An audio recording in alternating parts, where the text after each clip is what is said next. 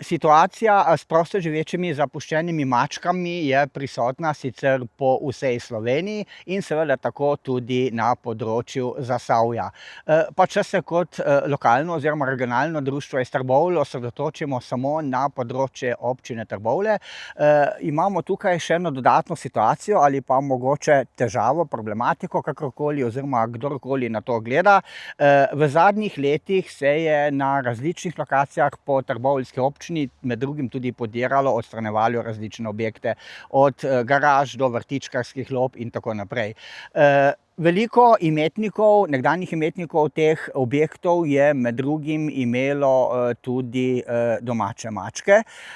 Z preselitvijo oziroma z odstranitvijo teh objektov so nekateri te svoje živali odpeljali, drugi oziroma mogoče kar večina izmed njih pa te možnosti bodisi ni imela, niti tega ali tega niso želeli in so te živali ostale na tisti lokaciji.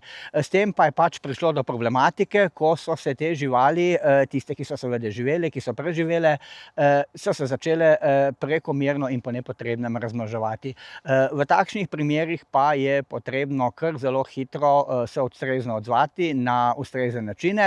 Predvsem seveda je najbolj učinkovit ali pa edini res učinkovit način ta, da se te živali polovi, da se naredi selekcija, se pravi, kar je neozdravljivo bolno, kar je neozdravljivo poškodovano, se žal humano uspava, ostale živali se polovi, se jih veterinarsko tretira, se opravijo sterilizacije in kastracije, potem pa tiste izmed teh živali, pri katerih je to smiselno ali pa možno oddajati, se jih pač poskusi oddati, ostale se pa tudi na podlagi zakonskih določil veljavne zakonodaje vrne nazaj na lokacijo, kjer so bivale, seveda pod pogojem, da je ta lokacija oziroma da so takšne lokacije primerne.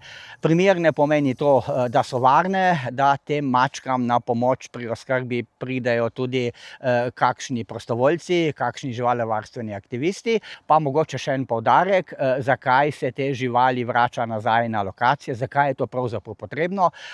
Na kratko bi se reklo lahko tako, kjer smo oziroma kjer so ljudje, so tudi odpadki, so tudi smeti. Kjer so smeti, kjer so odpadki, so škodljivci, podgane, miši in tako naprej.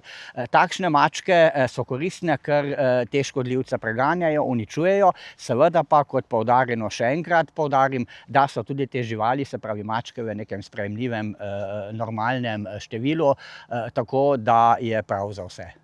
S predlogom o dodatnem podaljšanju časovnega bivanja zapuščenih živali v zavetiščih, ki pač izvajajo na podlagi veljavne zakonodaje skrb za zaščito živali, se pravzaprav lahko že teoretično, upam tudi, da v praksi, lahko pričakuje tudi to, da bo ta oddaja oziroma ne sama oddaja, že pred oddajo tudi oglaševanje, da bo lažje. Če nisi časovno nekje striktno omejen, nisi pod stresom, ni takšne naglice in se da storiti več, je pa res seveda, da je ne glede na to, kako dolg je ta rok bivanja živali v zavetiščih, da pač vseh živali nikoli ne moreš oddati, niti jih ne moreš oddati takoj, niti ne naenkrat, sploh pa ne vsakomur oziroma prvemu, ki pride.